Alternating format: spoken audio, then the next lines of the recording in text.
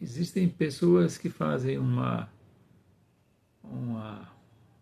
recorte, digamos assim, né, da vida de Jesus com muita tristeza, né? Aliás, né? Quando a gente vai ver a prática das religiões, né? Uma vez nosso querido Divaldo Franco disse em uma palestra sua uma coisa interessante. Peço perdão estar citando aqui Divaldo, mas eu sempre que posso ouço as palestras dele até hoje. Ele disse interessante que algumas religiões falam mais do diabo do que de Jesus. E é verdade, né? Então, a nossa prática da religião é voltada muito mais para esses dois, uma figura mitológica, né, do Satanás e a outra figura da bondade de Jesus. O que me parece um grande equívoco, né? Palavras minhas.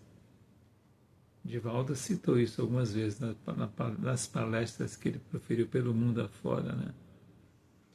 Então, muita gente faz uma leitura do Cristo de Deus, a sua história,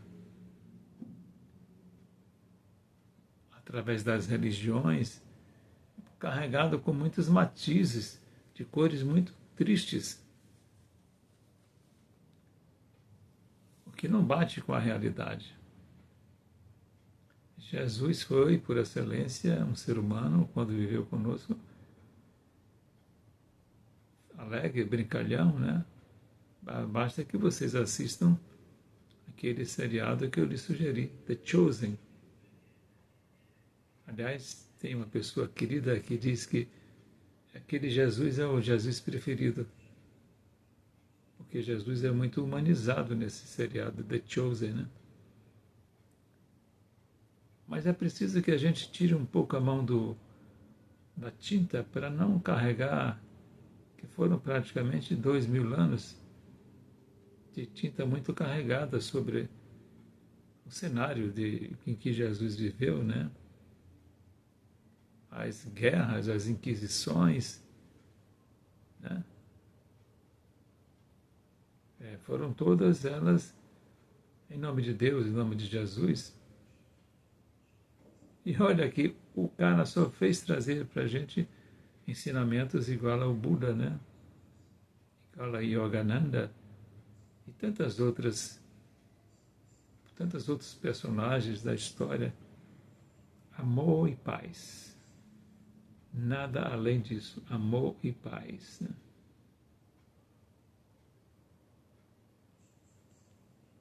Então, o Evangelho é uma coisa maravilhosa porque estou falando do Evangelho segundo o Espiritismo, porque ele nos traz assim umas sabedorias adicionais que vêm através das psicografias que são ali acrescentadas, né? Eles dizem a data que foi recebida a psicografia, o local e quem deu a psicografia sobre aquele tema do Evangelho. Então hoje eu estava lendo aqui capítulo 5, né? Bem-aventurados os aflitos. E lá tem uma psicografia de Fenelon, que ele diz: se fosse um homem de bem, teria morrido. É o título que Kardec abre para ele fazer o comentário, né? Em que Fenelon diz mais ou menos o seguinte, vou citar um pedaço da frase do último. Bom lembrar, palavras minhas, que a vida terrena na matéria, no corpo, é um flash comparado à vida real do espírito, que é a vida no mais além. Isso choca, não é? Isso é uma psicografia de um espírito. Sim, a última encarnação dele foi Fenelon, que, aliás, já trabalhava na área da psiquiatria. Tem um livro dele que eu já li chamado As Sete Vidas de Fenelon.